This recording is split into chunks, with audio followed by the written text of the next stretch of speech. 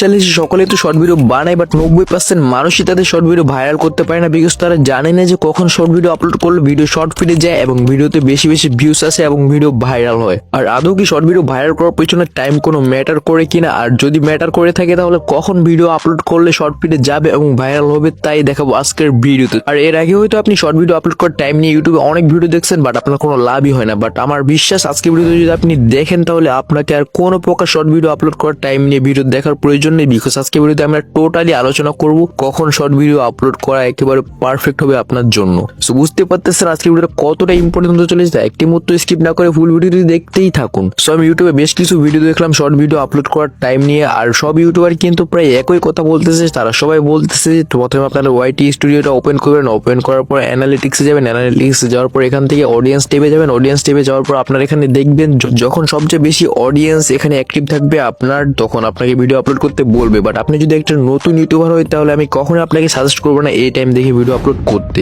Because যেহেতু এই সময় অনেক বেশি অডিয়েন্স অ্যাক্টিভ থাকে, তাই কিন্তু সকল ইউটিউবাররাই তাদের ভিডিও এই সময় আপলোড করে, যার ফলে আপনার এই চ্যানেল যদি ছোট হয় তাহলে আপনার ভিডিও কম সাজেস্ট করবে, বড় বড় ইউটিউবারদের ভিডিও বেশি সাজেস্ট করবে অডিয়েন্সের কাছে, যার ফলে অডিয়েন্স কিন্তু আপনার ভিডিও দেখবে না। তাই এখন আপনার এই করণীয় তাহলে কি? আপনাদের করণীয় হচ্ছে আপনারা এখানে যে টাইমে দেখবেন বেশি অডিয়েন্স অ্যাক্টিভ থাকে, আপনারা হয়তো তার চেয়ে আধা ঘন্টা আগে ভিডিও আপলোড করবেন অথবা আধা ঘন্টা পরে আপলোড করবেন। আর আপনি যদি আধা ঘন্টা আগে আপলোড করেন তাহলে কিন্তু এই সময় কেউ ভিডিও আপলোড করবে না, আর যার ফলে আপনার ভিডিও একা থাকাতে আপনার ভিডিওকে বেশি বেশি অডিয়েন্সের কাছে সাজেস্ট করা হবে। আর যেহেতু এই সময় বড় বড় ইউটিউবাররা ভিডিও আপলোড করবে না, তাই আপনার ভিডিও কিন্তু অডিয়েন্স দেখবে। আর আধা ঘন্টা পরে আপলোড করলে কি হবে? আধা ঘন্টা পরে আপলোড করলে এমনটা হবে যে বড় বড় ইউটিউবারদের ভিডিও দেখে যখন অডিয়েন্সটা শেষ করে ফেলবে তখন তাদের সামনে যাবে আপনার ভিডিও। আর যেহেতু তারা আধা ঘন্টা আগে বড় বড় ইউটিউবারদের ভিডিও দেখে শেষ করে ফেলছে, তাই এখন তারা সেই ভিডিও দেখবে যা ইউটিউব তাদের সামনে পাঠাবে। আর তাই আপনি যদি আধা ঘন্টা পরে ভিডিও আপলোড করেন তাহলে বড় ইউটিউবারদের ভিডিও সাজেস্ট করার পরে আপনার ভিডিও ইউটিউব সাজেস্ট করে, যার ফলে অডিয়েন্স আপনার ভিডিওই দেখবে।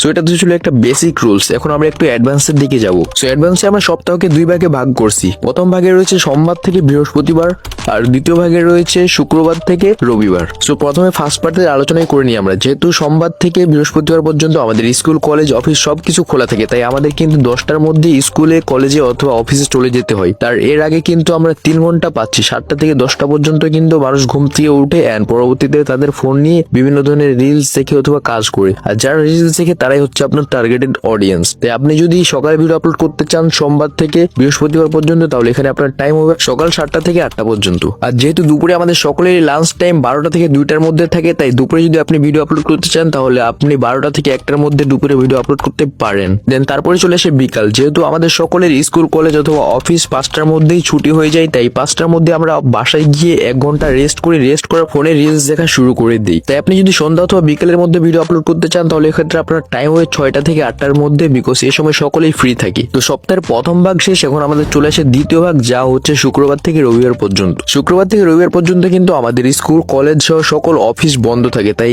এই সময়গুলোতে কিন্তু সকলেই দেরিতে ঘুম থেকে উঠে।